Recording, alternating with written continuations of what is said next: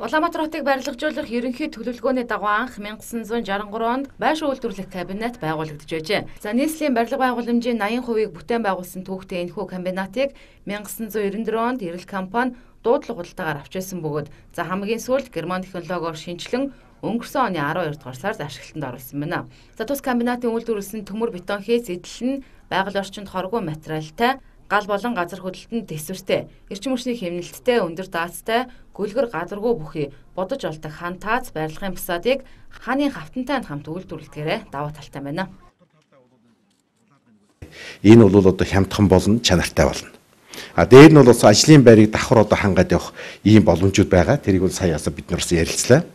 Тэгээ энэ хавраас бол одоо газар гисэнгүүт 4 сараас шууд одоо сургууль цэцэрлэгээсээ байд юм уу? Үгүй бол одоо ижүүрийн тогтчлолтой хороолоосоо байд юм уу? Ингээд одоо барилгын угсралтын ажил одоо хийгднэ.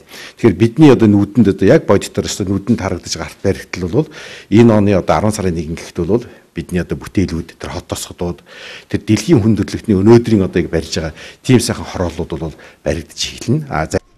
За тэгвэл өнөөдөр нийслэлийн засаг дарга Батболд тус комбинатын үйл ажиллагаатай танилцсны дараа нийслэлийн дагуул хаяа хот тосгоныг хөгжүүлэх гэр хорооллын дахин төлөвлөлт орон сууцны бодлого нийгмийн салбарын бүтээн байгуулалтыг эрчимжүүлэхэд хамтран ажиллах санамж жишгийг тус комбинаттай байгууллаа.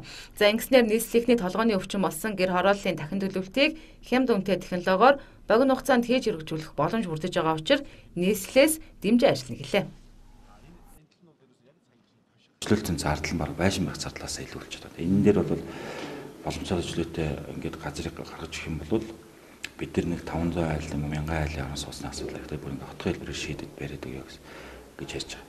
Тэгээ энэ хоёр асуудлыг шийдэх талд нэлээд онцгой анхаарлаа. За 3 дахь мэдээж дэд үтсийн асуудлыг нь бол хоттой улсын төсвөөр шийдэж өгч байна. Энэ гурыг хэрэг хамтар шийдэх юм бол энийг бол үлгэр жишээ болгож юм харуулж болох юм аа. Одоо бид нар манай мэргэжлийн бүх байгууллагын удирдлагууд хоттой хамтарч ажиллах барилгын компаниуд үлдэрсэн байгаа. Бид нар ингээд ярилцж чад бас хоттой яаж хамтар ажиллах санамжтай гар үүсгэх зураг. За тэгээд хамтаа ажиллагаа яаж үргэлжлүүлэх вэ гэдэг талаар ярилцсан. За энэхүү тус комбинат барилгын салбарт дэлхийн хамгийн сүүлийн үеийн дэвшилтэд техник технологиг нэвтрүүлснээр Монголд үйл ажиллагаа явуулж байгаа барилга угсралтын тусгай зөвшөөрөлт 4189 компани 100 гаруй мянган ажилчид жилийн 4 улирлын турш байнгын ажлын байртай байх боломжтой болох юм байна.